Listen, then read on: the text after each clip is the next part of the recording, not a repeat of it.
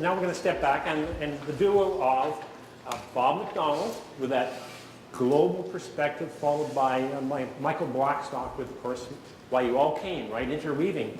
But before we get there, we have a bit of a transition, introducing my longtime colleague, Eric Bonham.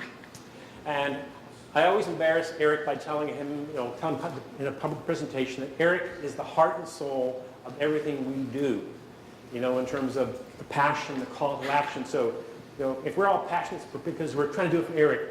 But Eric, in his history, was formerly a director in both the Ministries of Environment and Municipal Affairs. And again, he's a founding member of the partnership. But at the tidbit, and he may elaborate on the story, but can I steal your thunder about Finn? Yeah. Sure. Okay. Because, 20 years ago, more than 20 years ago, Eric was the guy at the ministry who approved the grant application for this guy who wanted to go for a swim. Right? So on that note, Eric. Thank you very much. As you can see, we could have gone on for a long while with the opening sessions, the first two sessions. And what we're going to do is build on that. And Bob, and I'll introduce Bob in a minute, will take us from here, the platform we've put in place this morning, to beyond outer space. And this is the beauty about looking at the big picture. And that's the message I think we're really all learning about, is a holistic approach. Moving outside our comfort zones, finding out what the other fellow thinks, and coming together in strong partnerships. The words I heard this morning from the two groups, the two people who spoke, range from big picture, climate change, food security, collaboration, cause and effect, attitude shift, respect, partnerships, stewardship, innovation, and networking. To me, that sort of synthesizes down to, through interconnection, a commitment towards twin goal of maintaining a healthy Fraser River system, fish habitat protection, food security, and community well-being. A holistic approach indeed. Before I introduce Bob, I want to take just a couple of minutes to try to say a few things about the importance of the connection. John Muir happens to be a favorite of mine, and you all know John Muir was the father of the national park system in the United States. And Muir picked up, when we try to pick out anything by itself, we find it hitched to everything else in the universe. Beautiful poetic way of saying everything's connected to everything. And if there's a lesson that we can learn ourselves, it's really accepting that, walking the talk with that reality. The interesting side here is this guy took Teddy Roosevelt up Yosemite Park, literally. He told the president said to all his aides to call him, stay behind, I'm going up there with Muir. On the top of that hill, Muir said, look, Mr. President, we've got to start protecting for the long term the natural systems that we have in the case of park.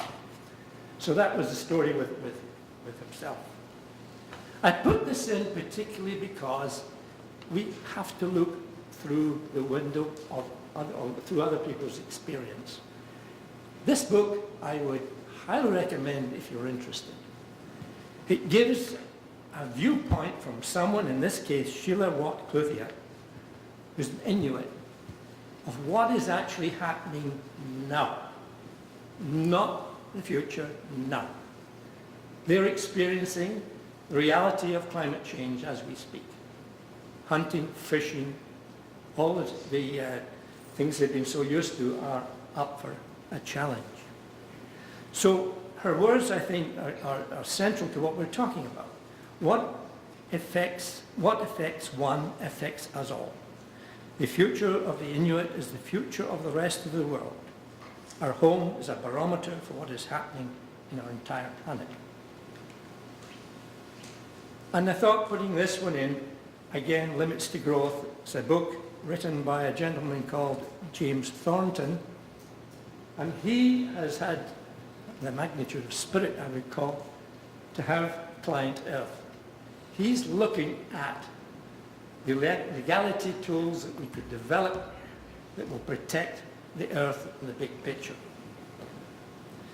And there, the statement says, we're now at a point where we need to make a leap to really grasp that our planet is finite, exhaustible, and vulnerable. And this is the important part. 99% of our human experience is of inexhaustible planet with abundant resources. It's that mental shift that we're at this time. And we urgently need to transform, as it says. So that brings me to Bob McDonald. We are indeed fortunate to have Bob with us again. He spoke to us last year, and he was incredibly popular because he has that knack, and I'm sure you've all seen him in television, to be very comfortable explaining very difficult situations for most of us. So just a quick background on the man. As one of Canada's best-known science journalists, he really needs no introduction. He's familiar both in this country and beyond the boundaries of Canada. He shares his extensive science knowledge to young and old alike, through television, radio, and the printed word. He's well known, of course, for CBC Quarks, a regular science commentator on CBC News, and science correspondent on the National. His passion, as well as his natural ability to make science come alive, is well received by children. Among his many achievements, he received recognition as the award-winning host and writer of the children's Heads Up. I'm sure he's very shy about this, but he has got 6 honorary degrees, several prestigious science awards, as well as the Order of Canada for his contribution to science understanding. However, there's another side to Bob. He has a busy life, but his love of the sea and sailing. Since moving to Victoria from Toronto, he spends his leisure time exploring the Salish Sea on his trusty sailboat Morgan, or venturing into the wilderness areas of British Columbia. Again, please welcome Bob McDonald, Water from the Global Perspective.